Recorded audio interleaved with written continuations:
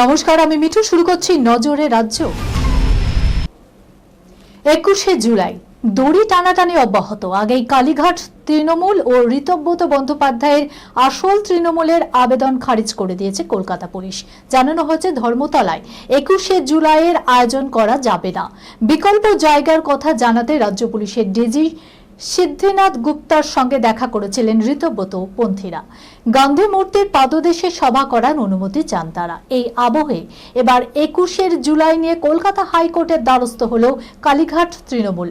21শে জুলাই দিনটি তৃণমূল কংগ্রেস বরাবর mega event হিসাবে পালন করে থাকে, কিন্তু এবছর ব্যতিক্রম হতে চলেছে। কারণ 26এর ভরাডুবির পর দুই শিবিরে বিভক্ত ঘাসফুল শিবিরে রাজনৈতিক জটিলতা ক্রমশ বেড়ে চলেছে।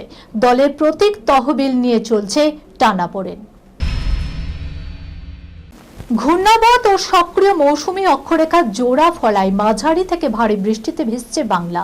সপ্তাহান্তে আবহাওয়ার কিছুটা উন্নতি হবে, তবে বৃষ্টি চলবে। বৃষ্টির ফলে তাপমাত্রা কিছুটা কমবে। আর্দ্রতাজনিত অস্বস্তি থেকে রেহাই পাওয়ার সম্ভাবনা নেই।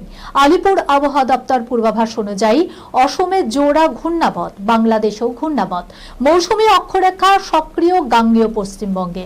রাজস্থান থেকে মৌসুমী অক্ষরেখা বাংলার উপর দিয়ে উত্তর পূর্ব ভারতের মিজোরাম পর্যন্ত বিস্তৃত রয়েছে। তার ফলে দক্ষিণবঙ্গের সপ্তাহান্তে মূলত আংশিক মেঘলা আকাশ থাকবে। শনিবার ভারী বৃষ্টির হলুদ সতর্কতা জারি করা হয়েছে বীরভূম, পূর্ব বর্ধমান, মুর্শিদাবাদ ও নদিয়ায়। দিনমজুর পরিবারের গৃহবধূর ব্যাংক অ্যাকাউন্টে 740 কোটি টাকা। অন্নপূর্ণা যোজনা 3000 টাকা তুলতে গিয়ে ব্যাংক স্টেটমেন্ট দেখে চক্ষু চড়ক গাছ জটেশ্বরের ওই গৃহবধূর। অ্যাকাউন্টে এত টাকা কিভাবে এলো? তাকে ফাঁসানো হচ্ছে না তো? এই একাধিক প্রশ্নের উত্তর খুঁজতে এলাকার গ্রাম পঞ্চায়েত সদস্য বিজয় ওরাওকে বিষয়টি জানায় ওই মহিলা। এই নিয়ে গোটা গ্রাম জুড়ে হইচই পড়ে যায়। খবর যায় পুলিশের কাছে। তারপর আসল ঘটনাটি সামনে আসে। তদন্তে নেমে ওই মহিলাকে নিয়ে ব্যাংকে হাজির হয় তদন্তকারীরা। ব্যাংকের তরফে জানানো হয় তার ব্যাংক ব্যালেন্স মাত্র 216 টাকা।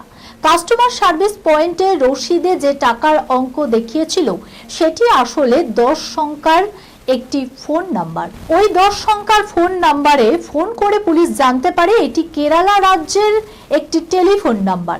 কাস্টমার সার্ভিস পয়েন্টের প্রযুক্তিগত ত্রুটির কারণে ব্যাংক ব্যালেন্স হিসাবে 10 সংখ্যার ওই ফোন নাম্বার ব্যাংক অ্যাকাউন্টে ছেপে বেরিয়েছে। বিগ বস নিয়ে উত্তেজনা শেষ নেই দর্শকদের। বাংলায় বিগ বসের দুটো সিজনের পর বেশ কয়েক বছর বন্ধ ছিল এই রিয়ালিটি শো। এবার বিগ বস বাংলায় বড় চমক। সৌরভ গঙ্গোপাধ্যায়ের হাত ধরে নতুন করে শুরু হতে চলেছে বিগ বস বাংলা। সবকিছু ঠিকঠাক থাকলে আর কয়েক মাসের মধ্যেই শুরু হবে এই রিয়ালিটি শো। ইতিমধ্যেই টলিপাড়ার জোর জল্পনা শুরু হয়েছে। তাবড় তারকা থেকে সোশ্যাল মিডিয়ার ইনফ্লুয়েন্সার অনেকেরই নাম শোনা যাচ্ছে। এই গুঞ্জনের মধ্যে শোনা যাচ্ছে অভিনেতা তথা সোশ্যাল মিডিয়া ইনফ্লুয়েন্সার সায়কের নাম। তবে কি মহারাজের বিগ বসের প্রতিযোগী হচ্ছেন সায়ক চক্রবর্তী? দেখুন, এই খবরের সঙ্গে শেষ করলাম আজকের নজরে রাজ্য। আপনারা দেখছেন টিভি 24 বাংলা, সংবাদ বিনোদন সারাদিন সারাক্ষণ।